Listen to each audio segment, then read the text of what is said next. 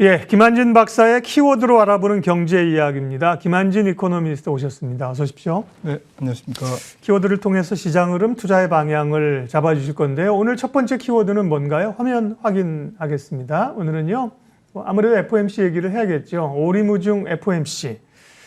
상당히 매파적이라는 분석들이 있었고 미국 증시도 2% 상승하는 걸 막판에 상승분을 다 반납했습니다. 박사님 보시는 FOMC, 1월 FOMC 총평부터 해주십시오. 네, FOMC 의사록이 공개됐을 때는 사실 주가가 올라 있을 때인데, 네, 나스닥 기자회견하면서 네, 3% 정도. 네. 근데 이제 파월 의장이 기자회견을 하면서 지금 상승분을 다 반납했습니다. 네. 기자회견 한지 뭐 한 17여 분 만에 주가가 이제 속락하기 시작했는데요. 네. 기자회견 내용이 이제 문제겠죠. 주가가 떨어진 가장 큰 이유인데. 예상보다 빠른 긴축을 시사했습니다. 뭐 몇 가지 질문에 대한 답변에서 가령 뭐 50bp 인상이 가능하냐, 첫 금리 인상이 네. 그런 질문에 뭐 안 가능한 것도 아니다. 뭐 이런 식으로 그렇죠. 가능할 수 있다. 그리고 매회 어쨌든 금리 인상이 가능하냐, 뭐 그럴 수도 있다. 열려 있다. 네, 그러니까 어쨌든 전체적으로 보면. 예상보다 빠른 긴축을 좀 시사했고요. 금융시장보다는 그 질문 말미에 금융시장이 이렇게 흔들리고 있는데 변동성에 대해서 어떻게 생각하느냐. 그러면 옛날 같으면 보통 이제 좌시하지 않겠다. 예. 이렇게 친절한 금융 그 당국자의 통화 당국자의 모습을 보여줬던 것에서 완전히 바뀌어서 실물 경제가 중요하다. 즉 인플레를 잡아서 실물 경제가 더 무너지지 않게 하는 게 중요하다라는 취지의 답변을 했거든요. 그게 더 주식시장에 굉장히 좀 아픔을 줬던 것 같습니다. 그러게요. 이 주가를 신경 안 쓰는 거 아니야? 마치 이런 뉘앙스를 투자자들은 받았다는 거죠. 그리고 지금 자산 가격도 조금은 고평가되어 있다고 볼 수 있다. 이런 얘기까지 해서 부담을 준 건데요. 그러면 어쨌든 뭐 극단적인 얘기는 이번 1월에 금리를 올릴 수 있다는 얘기까지도 극단적인 얘기가 있었습니다만 그건 아니고 이제 3월부터 인상은 기정사실화 된 거죠. 올해 그러면 오늘 FOMC 성명문이나 기자회견을 봤을 때 향후 금리 인상 횟수나 시기를 어느 정도 전망할 수 있을까요? 네, 뭐 지금 컨센서스는 뭐 예상대로 한 4번 정도. 네, 그래서 지금 7번의 FOMC 회의가 있는데 앞으로 예정돼 있는데 이제 3월이 이제 첫 그 다음 이제 총 8번인데 한 번 끝난 거죠? 네, 7번 남은 겁니다. 7번 남았습니다. 그래서 컨센서스는 3, 6, 9, 12 4번 인상을 하는 것이고요. 하지만 이제 50bp 인상도 가능하다라고 얘기했기 때문에 저는 첫 금리 인상, 즉 3월 금리 인상을 0.5%포인트, 50bp 인상 가능성이 좀 높아졌다라고 보고 있고요. 그러면 뭐 4번 인상하지만 첫 금리 인상을 0.5% 인상한다면 연말 연준의 기준금리 목표 상단은 1.5%가 되는 거죠. 현재 0.25에서. 그래서 1.5%가 조금 유력해지는 그런 FOMC와 파월 의장의 답변이었다라고 생각을 하고 있고요. 파월 의장도 얘기했지만 어쨌든 금리가 가장 중요하다. 그리고 QT 즉 대차대조표 적극적인 통화 긴축은 금리를 인상한 다음에 하겠다. 그리고 어디까지 축소할 거냐, 통화 정책을 긴축을 어느 정도까지 할 거냐라는 부분에 대해서는 지금 9조 달러의 연준 그 자산이 있는데. 지나치게 많다. 뭐 어느 정도는 한도를 두고 QT를 하겠다, 양적 긴축을 하겠다. 그러니까 다 하지는 않겠다라는 것이고요. 그나마 이제 다행이죠. 그리고 마지막으로는 국채를 보유하겠다. 그러니까 우선 모기지 채권부터 팔겠다라는 거거든요. 그래서 모기지 채권은 이제 주택 시장과 연관이 돼 있습니다. 그래서 모기지 금리가 올라가면 여러 가지 좀 주택 시장에 좀 부담을 주기 때문에 이런 부분에서 가격의 반응이 나타날 것 같습니다. 와, 그 행간을 읽고 해석하는 게 정말 기술입니다. 네, 그러니까요. 대차대표 축소도 이제 기자들이 질문했다는 거 아닙니까? 말씀하신 것처럼 금리를 올린 후에 하겠다. 저는 처음에 그럼 금리를 다 뭐 4차례든 5차례 올리고 나서 할 건가 했는데 그게 아니라 뭐 한 번이라도 금리를 먼저 한 스텝 가고 네. 올리겠다. 네네네. 그래서 뭐 따르면 역시 뭐 6월, 7월설도 나오는 것 같습니다. 뭐 그 통화정책 회의가 없더라도 네. 뭐 올릴 수도 있는 거고요. 가장 유력한 거는 5월 4일 날 이제 FOMC가 있습니다. 네. 3월 이후에. 그래서 5월 달부터 통화 그 양적 긴축을 할 가능성이 저는 높게 생각이 되더라고요. 네. 네네. 예, 먼저 FOMC 첫 번째 키워드로 대차대조표 축소 얘기까지 하셔서요. 첫 번째 키워드 FOMC 해석해봤고요. 김한진 박사님의 두 번째 시장 흐름 읽기 키워드는요. 인플레이션, 네, 혹은 네, 더 좋지 않은 스태그플레이션.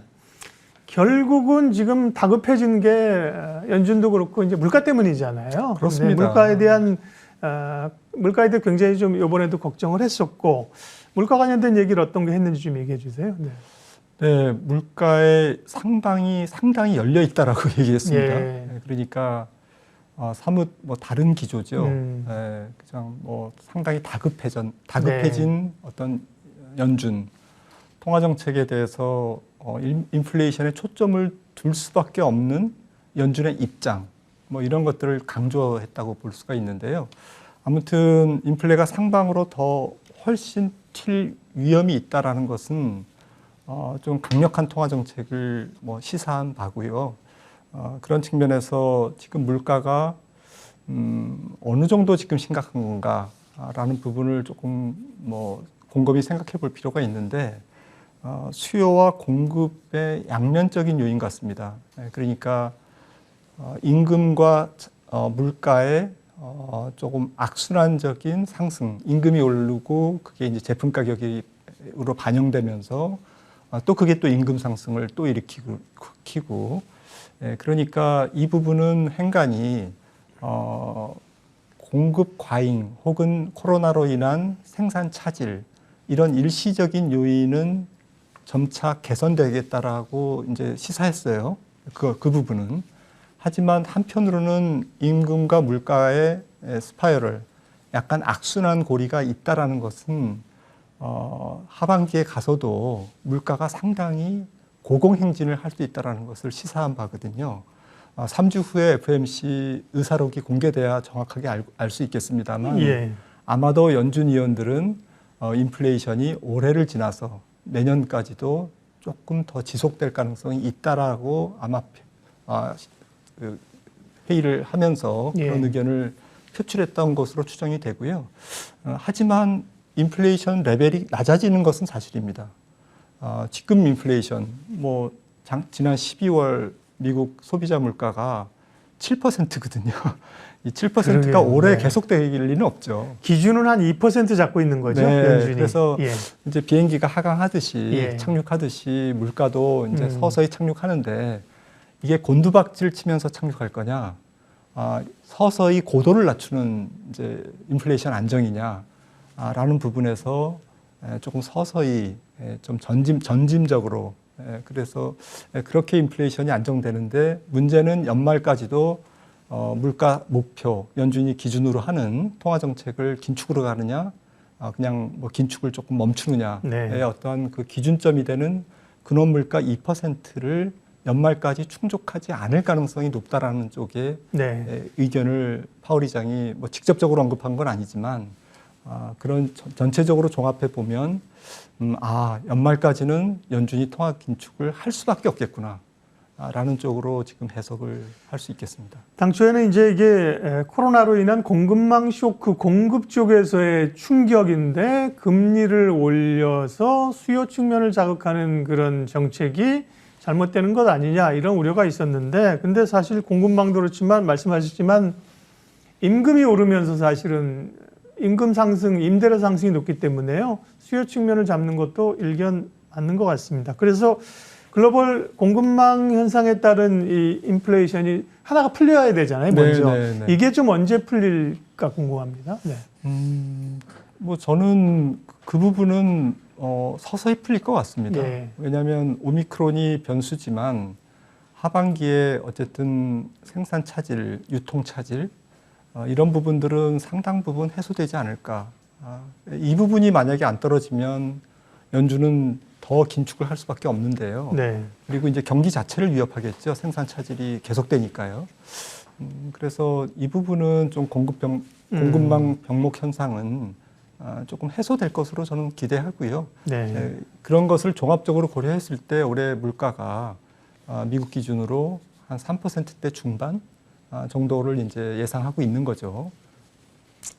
어젠가요? IMF가 세계 경제 전망을 내렸습니다. 그래서 신흥국들은 뭐 미국 같은 경우는 금리를 올려도 사실은 기업들 실적이나 이런 거 보면 좋게 나오거든요. 근데 이제 우리 같은 경우들 신흥국의 경우 금리는 올려야 되는 상황에서 경기나 실적은 안 좋으면 소위 이제 앞서 키워드에 나온 것처럼 스태그플레이션을 우려하는 건데요. 이런 상황은 신흥국들이 훨씬 더 불리한 흐름이네요.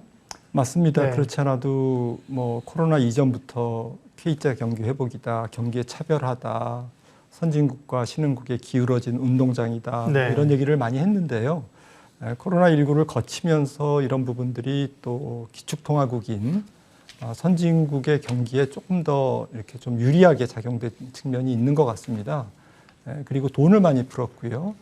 그들이 또 인플레이션으로 뭐 부메랑이 오고 있습니다만 또 재정 지출을 많이 풀었기 때문에 이런 통화재정 정책의 효과가 선진국이 아무래도 조금 약발이 지금 세게 먹히고 있죠. 예. 뭐 그 결과로 인플레도 오고 있습니다만은 그런 측면에서는 좀 기축통화국이 아닌 신흥국 전반이 상당히 금리는 올라가고 달러 빚은 좀 적지 않게 많은 나라들도 있고 그리고 경기는 첨단 산업 비중이 조금 낮고 그래서 이런 부분들이 어우러져서 신흥국의 경제 성장률이 예전보다는 미국 경기가 좋은 뭐 정도에 비해서는 선진국의 경기의 회복 강도가 조금 약한 거 아니냐. 과거 경기 회복기에 비해서는요.